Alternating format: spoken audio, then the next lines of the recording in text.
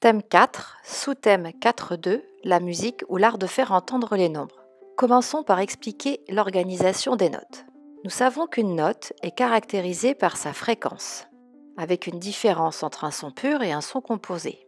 Sur cette représentation d'un clavier de piano, chaque note est repérée par son nom, une lettre ici, et sa fréquence.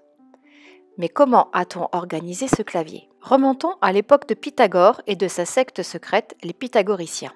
Pythagore s'est aperçu qu'en faisant vibrer une corde, on obtenait une note.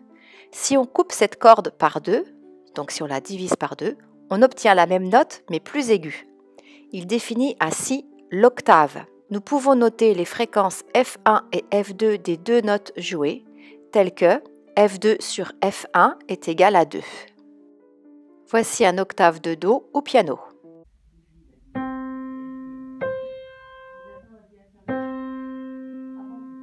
D'autres rapports apparaissent, comme celui où la note A et C sont liées par un rapport de longueur 3/2. A et C forment alors une quinte.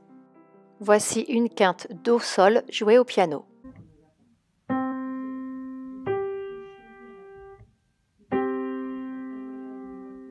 Les pythagoriciens utilisent le rapport de l'octave et de la quinte pour définir d'autres notes. Les fréquences seront toutes comprises entre F1 et 2F1. Si ce rapport J est une fraction, les deux notes sont dites consonantes. Dans le cas contraire, elles sont dites dissonantes. Dans la famille des réels, il y a une plus petite famille qui s'appelle les rationnels.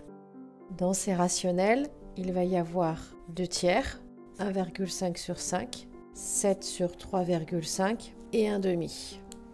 Cette famille-là est appelée les fractions. Dans les fractions, il y a les fractions qui vont avoir une écriture décimale et les fractions qui n'auront pas d'écriture décimale, qui n'auront que des valeurs approchées. Les autres seront appelées des écritures fractionnaires. Dans les rationnels, il y aura aussi tous les nombres que vous connaissez d'avant. Certains résultats caractéristiques ont été nommés pour faciliter le repérage et la construction des œuvres. Selon Pythagore, il est possible de définir à l'infini une succession de notes, car il est toujours possible de multiplier par 3/2 ou par 2 une fréquence. Il faut maintenant structurer l'intérieur d'une octave. Nous prendrons l'exemple avec 12 notes. En partant d'un Do, en multipliant sa fréquence par 3/2, on arrive sur le Sol, la quinte. En répétant cette multiplication par 3/2 12 fois, on finit le cycle de la quinte en retombant sur le Do de départ. Ainsi, le cycle des quintes semble se refermer.